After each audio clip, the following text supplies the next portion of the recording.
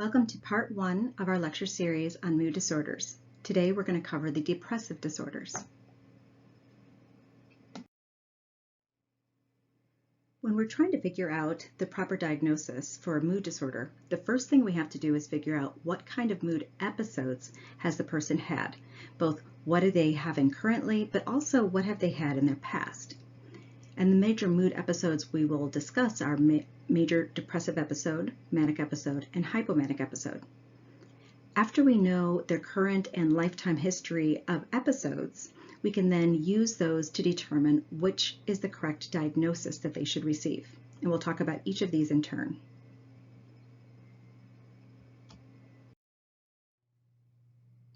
To count for major depressive episodes, we must first see that the symptoms that we're assessing have lasted for at least a 2-week period of time.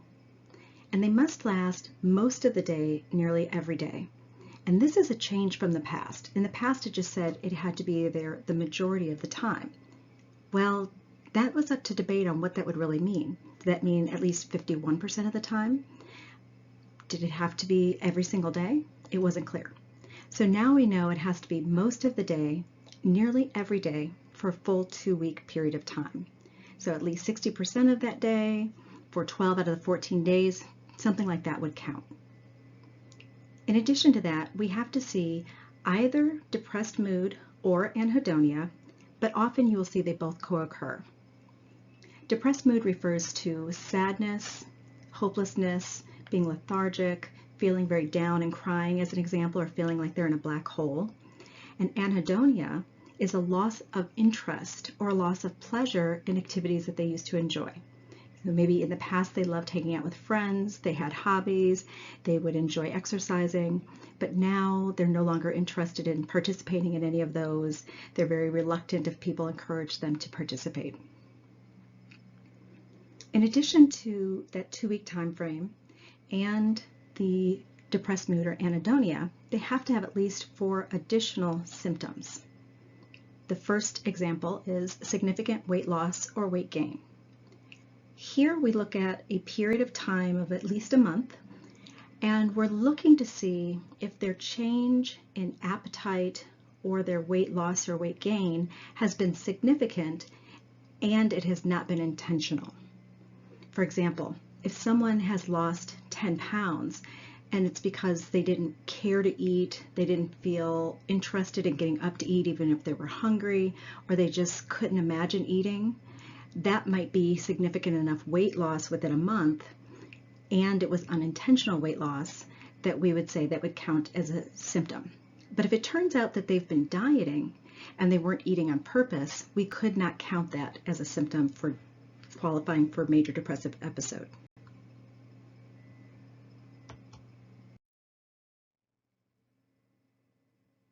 Next, we look at individuals' sleeping patterns, and we assess for either insomnia or hypersomnia. Insomnia is far more common, and you've already probably recognized that this shows up across a number of disorders. Here what we're looking for is that the individual is having difficulty getting the sleep that they want, and as a result they're tired. For example, somebody who's falling asleep and only getting 2 hours of sleep at night. And this is very important. We have to differentiate whether or not it is insomnia or a decreased need for sleep. We'll see this come up with mania.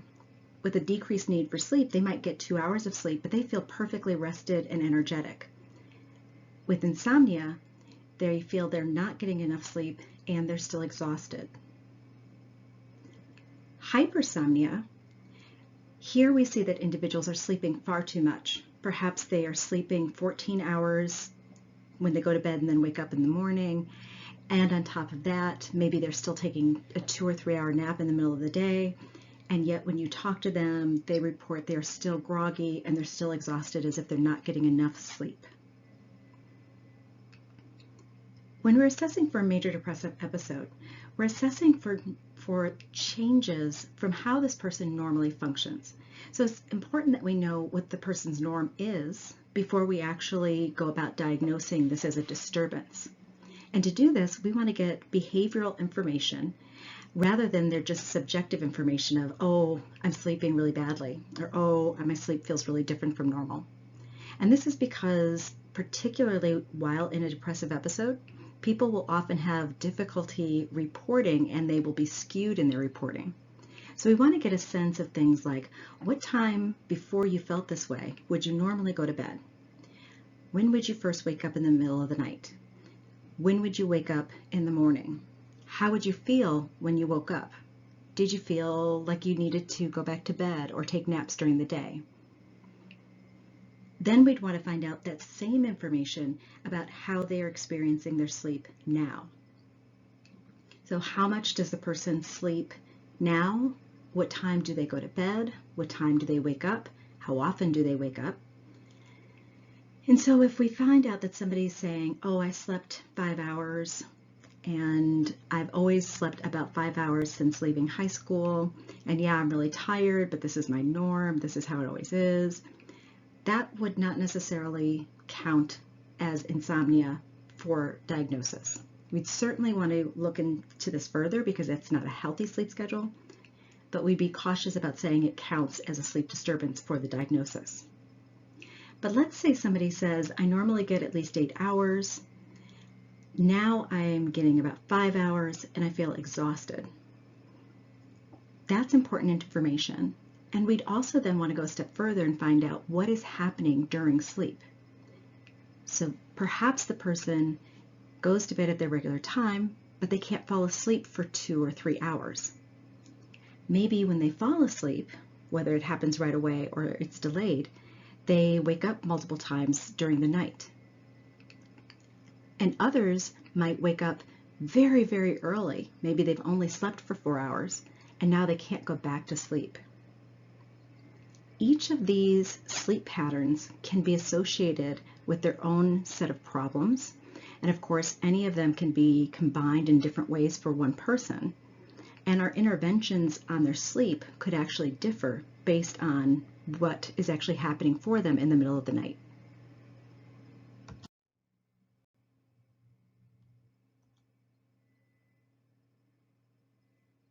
To demonstrate some of the problems someone might have with sleeping, first let's look at a sleep cycle typical for somebody who's not experiencing depression.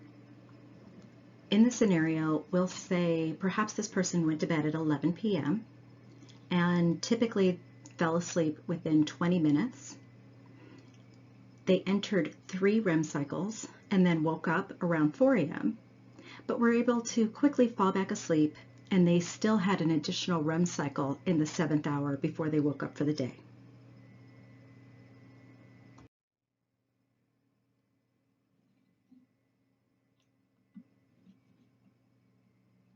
Now let's look at the typical sleep cycle for someone who's experiencing a depressive episode. First thing to note is the number of times they are waking up and how soon after falling asleep they find themselves waking up again.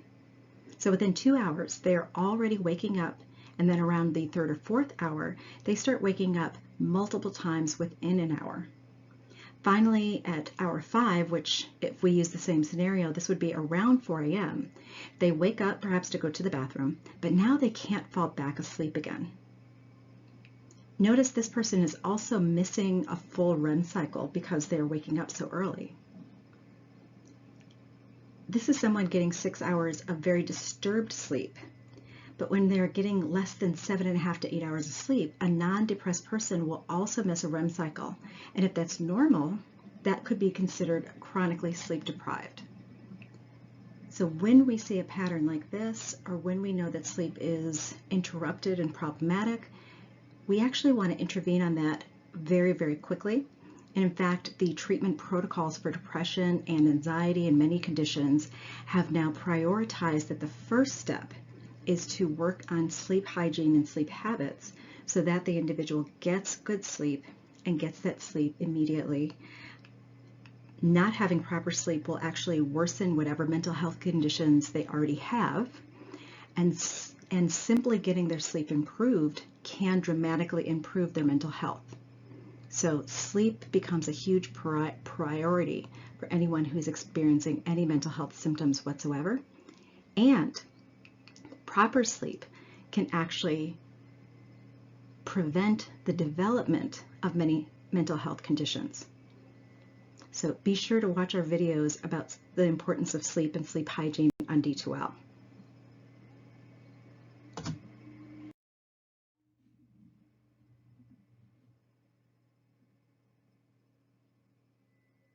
Another symptom we look for is psychomotor agitation or retardation. And I know that sounds like an offensive word. The way it's used here, it's talking about whether their actions seem almost like a lot of unnecessary movement or if it's very, very slowed down. That's what they mean here. For agitation, this is an internal restlessness that the other person is experiencing, but it's observable by others around them. This might be pacing, wringing their hands, pulling on or rubbing their skin. And again, we're looking for a change from what used to be their norm. So we would want to find out, have other people commented on their inability to sit down, or they have their leg constantly bouncing under the table? Have other people noticed that their movement seems different during this period of time? And the psychomotor retardation is an observable slowing down of their behavior. This might be somebody while they're eating dinner, they go so slow as they pick up their food and they bring it up to their mouth. For most people, that takes less than a second, but maybe this person, it takes at least 5 seconds for them to go through that whole motion. And again, are other people noticing the change? Is it obviously a change from the person's norm? Next, we look at how is their energy? Do they report being exhausted? Do they report low energy? Again, this can be because they are sleeping, there's sleep disturbances, but it might also be that outside of sleep disturbances, they have the subjective experience of very, very low energy and fatigue.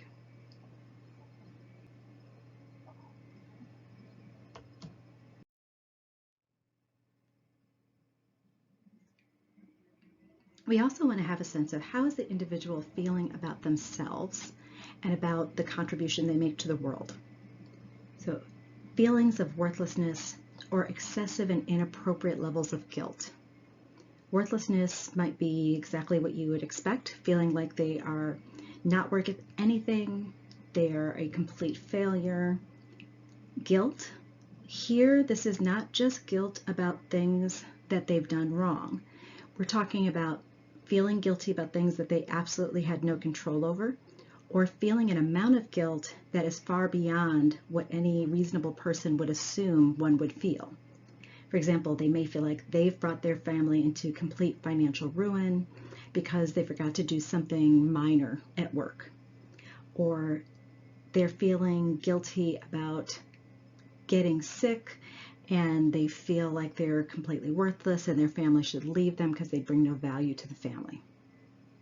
So again, it needs to be excessive, and it needs to be, or it needs to be an appropriate guilt to count for this guilt criterion.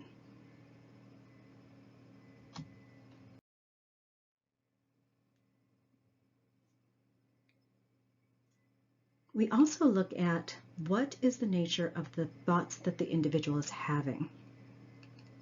Are they having changes in their ability to do basic cognitive tasks, to think, to concentrate, and to make basic decisions? And this can really be quite extreme. Somebody looking in their closet and they can't make a decision about something as mundane as which shirt to wear today, or what TV station to turn on, or what song to play out of their music list.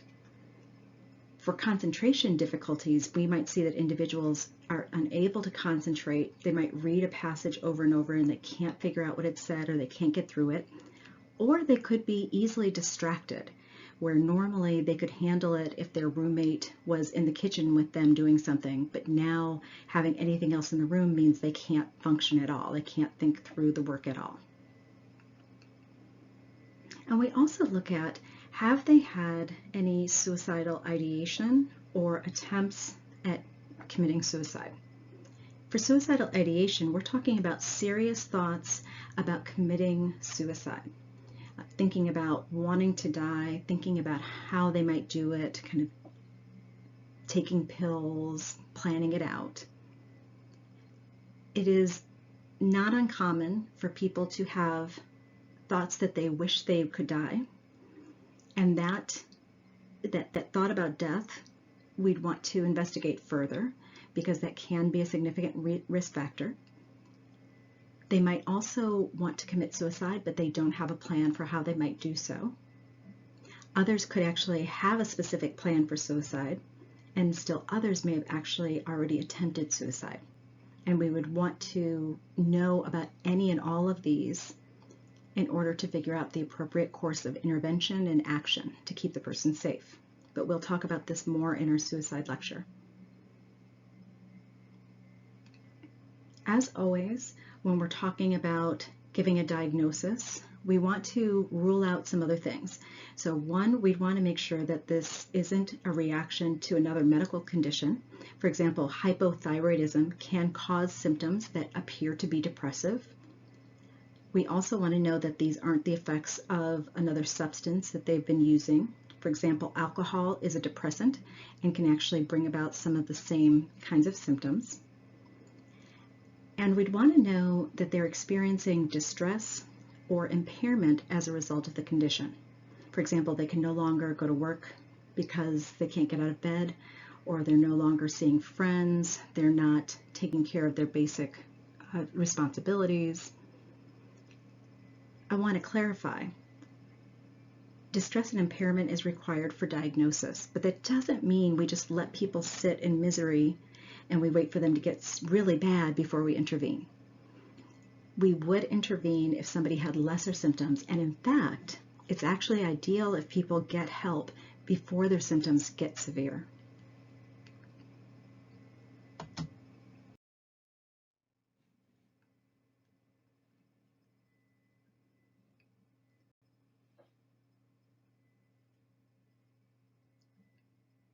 When we talk about major depressive episodes, one of the common questions is, well, if somebody you really cared about died, you're likely to feel really bad.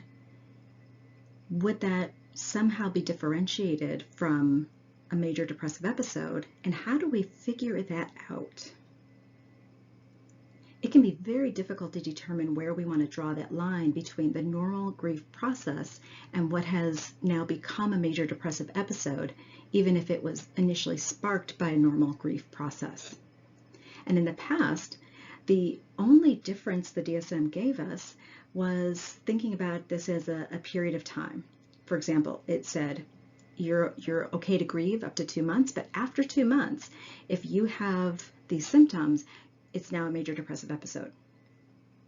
Well, as you can imagine, there are a lot of people who say, well, what if this was this person in my life who died? I might have those symptoms for longer than 2 months.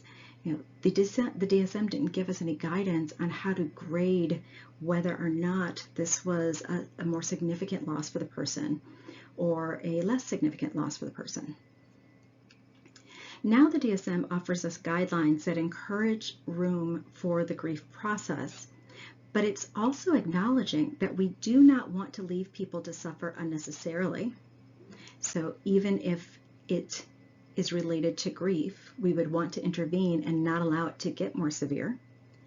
And two, there's a high price for not aggressively treating a major depressive episode, and that price is high and dangerous. Specifically that in leaving somebody untreated, you can create over time where now their depression becomes even more biologically based and less environmentally responsive. So they may spiral into more severe depressions, more frequent depressions, and do so without an environmental trigger. And as this happens, the more major depressive episodes they have that go untreated, they might actually start to be very resistant to medications and treatments for depression. So we don't want to leave people untreated, even if we think the depression is related to a grief response. So the guidelines are now offering assistance in understanding what are some of the difficulties between a normal grief response and a major depressive episode. And specifically, the differences between the two are related to the type of affect we see, the course of the condition, the thoughts they have, their own self-esteem, and suicidal ideation. For affect, with a major depressive episode, we tend to see a very traditional sadness and anhedonia, but in grief, this is often expressed as a sense of loss and feeling empty.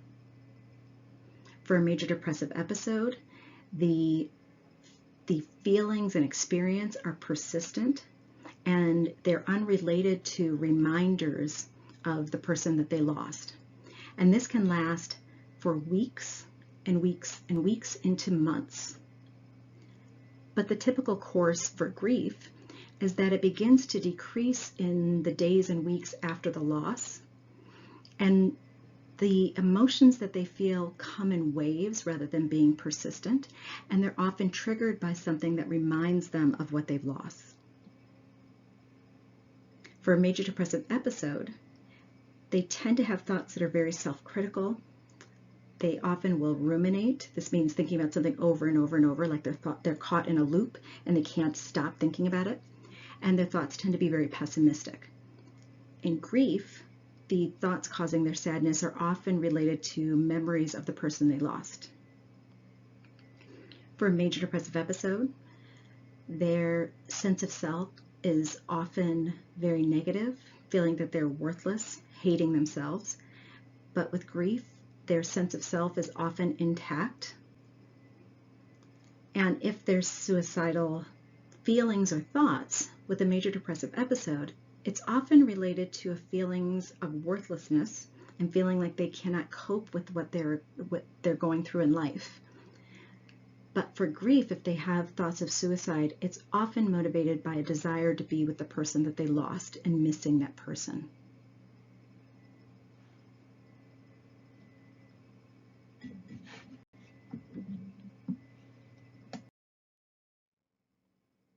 This is a good place to stop our video and to go onto D2L and watch the video of Mary, who's having a major depressive episode. I want to warn you, however, her episode is including some psychosis. So you're going to see psychotic symptoms, and that is not typical for most people experiencing depression. This is a real person who is in an inpatient facility, and so part of what we're seeing is that inpatient facilities typically are seeing far more severe cases, and these more severe cases increases the likelihood of them also having psychotic features. But psychosis is not present for everyone. It's not even very common in a major depressive episode. But look at her in that major depressive episode and think about what might it be like for her to be this severely depressed. When you've done that, come back here to the slide or watch all the way through and see the video at the end. Some other things that we want to consider for a major depressive episode are how these look different when we're talking about adults or if we're talking about children and adolescents. Specifically, kids are more likely to experience a lot of irritability.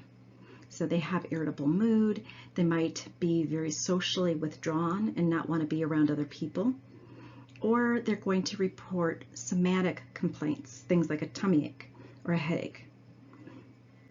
Children and adolescents are far less likely to have delusions, hypersomnia, or psychomotor retardation. We often won't see those unless we're looking at an adult. And so it's important to know that children rarely talk about this intense sadness that we see adults talk about. So we want to look for different symptoms when we're talking about children and adolescents, not just the stereotypical sad mood. The onset of a major depressive episode is often gradual. There may be a significant period of time where they're slowly worsening before we get to the point where they meet full criteria and they have all of the symptoms required for that full 2-week period.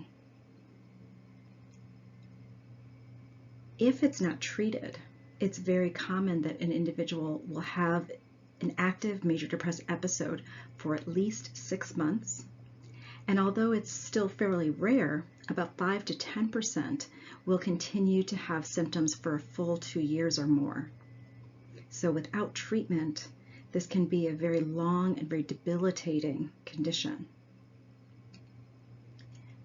And untreated episodes create a worsened problem overall. If they don't have treatment for their first episode, it's likely to go away in 6 months or so. Then they have another episode, maybe that goes away in 6 months or so. Well, this becomes very problematic because that period of time where they weren't treated, they may have been missing out on social opportunities, work opportunities that may have interfered with learning and accomplishment. So it's problematic in and of itself. But it's also problematic because initially, major depressive episodes are often triggered by some environmental stress. Perhaps it's the loss of someone very significant. Perhaps it's something really bad that's happening in their classes or at work. But without initial treatment, if they keep having untreated episodes, it's very likely to move from that kind of being triggered by the environment to being its own condition that sparks at any point in time and kind of keeps spiraling, as we just talked about. So it's very, very important that if the person is appropriate for antidepressants or medication, that they go ahead and take that medication and they continue the medication for 6 months to a year, even though they'll already be feeling better. What often happens is people want to stop taking it because they feel better, but that will just kind of rebound the symptoms. However, there is a challenge. If the person does not have a depressive disorder, but instead they have a manic disorder, if they're given an antidepressant, it's likely to trigger a manic episode. So imagine if we have not seen that they have any mania, we may not know that the condition is likely to be a manic condition. And giving them an antidepressant might be the first time we spark the manic episode.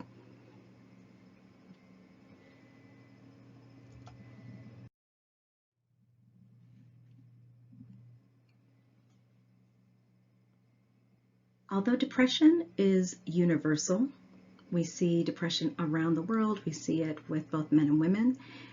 Despite being universal, it certainly is not gender neutral. This slide shows us some of the differences in the percentage of men and women and the differences at different ages and who has had a major depressive episode in the past year. For each screen, the first bar in blue are men and the second bar in red are women. The first chunk shows men and women all together, and then we see 12 to 17-year-olds, 18 to 25-year-olds, and then 26 and beyond. What you see here is that women appear to have higher prevalence rates overall, and the gender differences hover around women having at least twice the risk of men throughout their lifespan.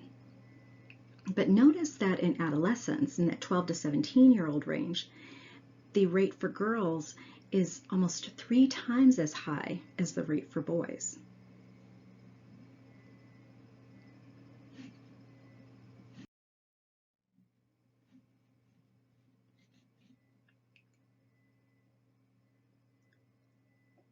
All of what we've talked about so far has been about figuring out if the person qualifies as a major depressive episode. But remember I said we then kind of put the episodes they've had into different disorders. So if somebody has had only depressive episodes and no history of mania, no history of hypomanic episodes, then we would start to look at depressive disorders and figure out which one would be most appropriate for this particular client. Our first one is major depressive episode. The essential feature here is that they've had at least one major depressive episode. So you need one major depressive episode to count for a major depressive disorder. They cannot have had any history of manic or hypomanic episodes. If they have had any of those symptoms, we would need to be able to identify that those symptoms were substance abuse or due to the physiological effects of some other medical condition. So really, we should not see any history of mania. Typically, we'll see that this may start at any age, but it's often going to start around puberty and then again peaking with the prevalence in the 20s. But we also see that individuals may move into later life and they have not ever had a major depressive disorder, and now in late life they are experiencing their first major depressive episodes and major depressive disorder. The course is variable. There's a lot of variability in what this can look like from one person to another. For many, it's episodic, meaning that they have a depressive episode and then they get better, and maybe another depressive episode at some point and get better. And remember, an episode can last, it has to last at least 2 weeks, but it can go on for several years. And on average, it will last 6 to 9 months if there isn't an intervention done. About 90% of those who have had who qualify for major depressive disorder will be in remission when you look at them 5 years down the road. 50 to 80% will have more than one major depressive episode over the course of their life. And the median is that most people will have at least 4 episodes over the course of their life if they qualify for major depressive disorder.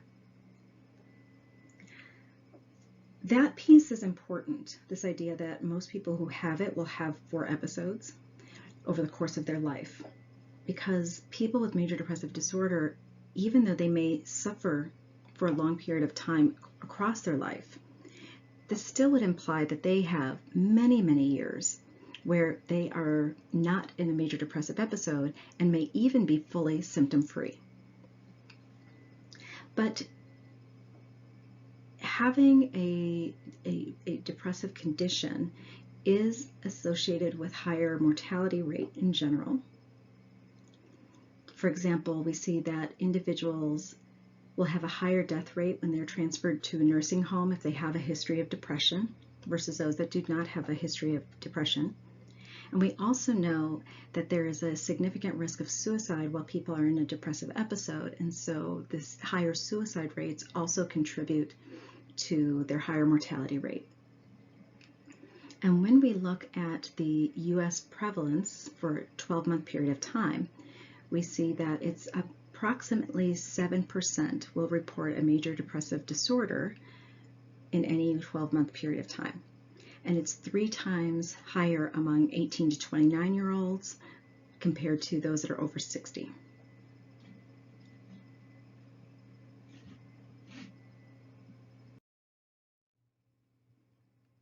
Again, women have anywhere from 1.5 to 3 times the rates of men.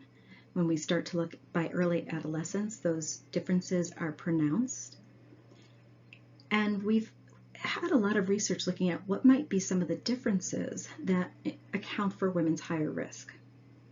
One idea is that women are often more introspective, and this focus on their feelings, the increased focus on their feelings, is often also associated with more self-blame, and that tendency to blame themselves and not blame others for things that have happened in their lives is associated with greater depression. Women often engage in a ruminative cognitive style, and rumination is defined as the kind of compulsively focusing attention on something that's causing distress and on any of the possible causes and consequences of that distress, rather than thinking about the factor that's upsetting them and coming up with solutions. So people are stuck on this kind of wheel going round and round about what happened to them or what made them upset and what what the consequences of that were, but they're not coming up with solutions on how to fix it. They're just kind of stuck. We also know that women often experience more discrimination and more disadvantages, and that things like poverty, abuse, violence, discrimination, and other kinds of negative life events are going to increase the risk for major depressive disorder across the life scope. And women have higher rates of all of these, and so that increases their risk.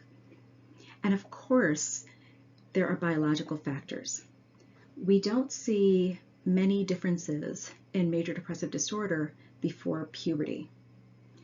Then at puberty, with the onset of hormones, all of a sudden these significant differences by gender emerge. So some of the hormone changes may increase women's risk. For example, we have found that levels of estrogen do predict depressive symptoms during puberty.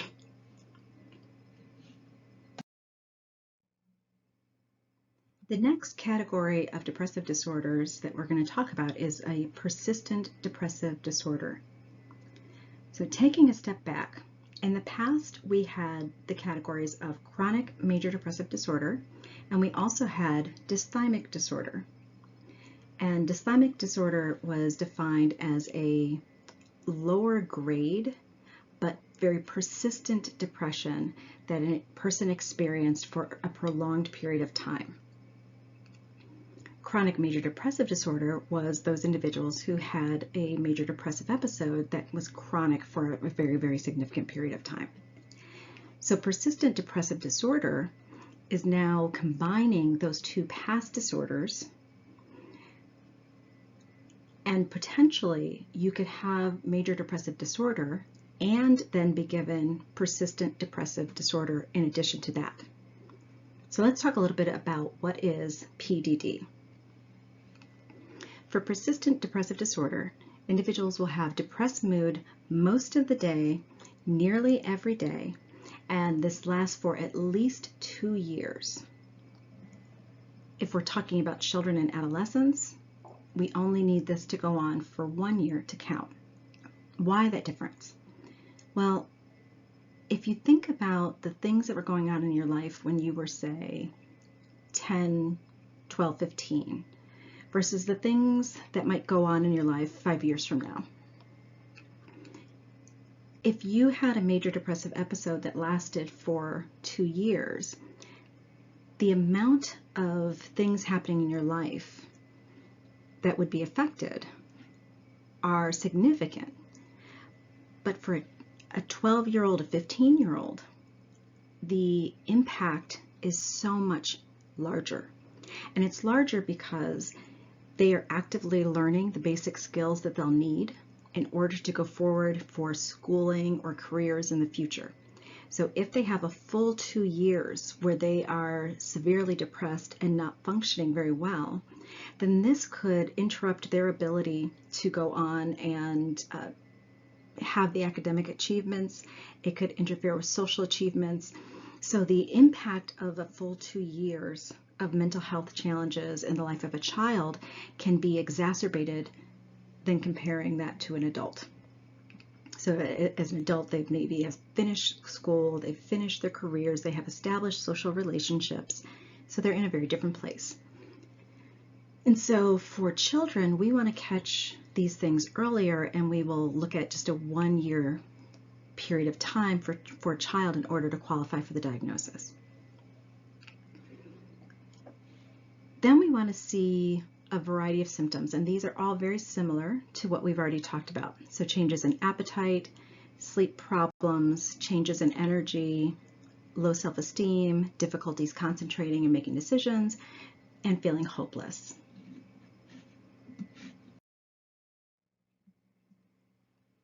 In order to meet the time criteria for persistent depressive disorder, they are permitted some space to have had a period of time where they felt better. But they should not be better for more than 2 months. If they are better for more than 2 months, then if they had symptoms again, we would look at that as a new episode and we would start that time frame again. If they have a major depressive episode and they're moving into qualifying for persistent depressive disorder, then we are saying that they are having a major depressive episode that is continuously present for an entire 2-year period. That's a sizable period of time. And they do not have a history of any mania or hypomanic episodes or symptoms. And the way this can play out can happen a number of different ways. So someone might have a major depressive disorder and they've been diagnosed with this first, and then only after that has gone on for 2 years would they qualify for persistent depressive disorder.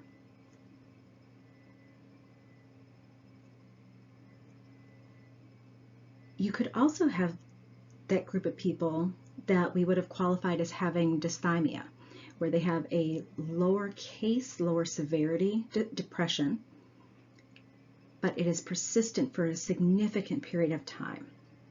So about 90% of those that we would have qualified as having dysthymia will eventually develop a major depressive disorder. And as you can imagine, if you've had 2 years where you have been significantly depressed, but not enough to count for a major depressive disorder, and so that's been going on for 2 years, and now you begin to have a major depressive episode and major depressive disorder, these are individuals who are associated with far worse outcomes than just those who have dysthymia or even just those who have a major depressive episode. Here, this used to be talked about as a double depression. This group of individuals who have had this long-standing depression and then it becomes much more severe will also have fewer recovery times. Their recovery between episodes is often shorter, and they have more frequent major depressive episodes. So of course, those with chronic major depressive episodes for greater than 2 years and move into having depressive disorder can even be worse. So this idea of chronic impairment for significant periods of time and then a sudden more severe episode that goes on for a significant period of time. These are going to often be individuals who are significantly impaired and need significant intervention. If you haven't already done so, this is the end of our depressive disorders lecture. Go ahead and watch the video of Mary in a depressive episode, but again, I remind you that this is somebody who is inpatient, very severe, and because it's such a severe inpatient group, we're more likely to see psychosis that we see with Mary. This is not at all typical for the severity you would see with individuals who are not inpatient.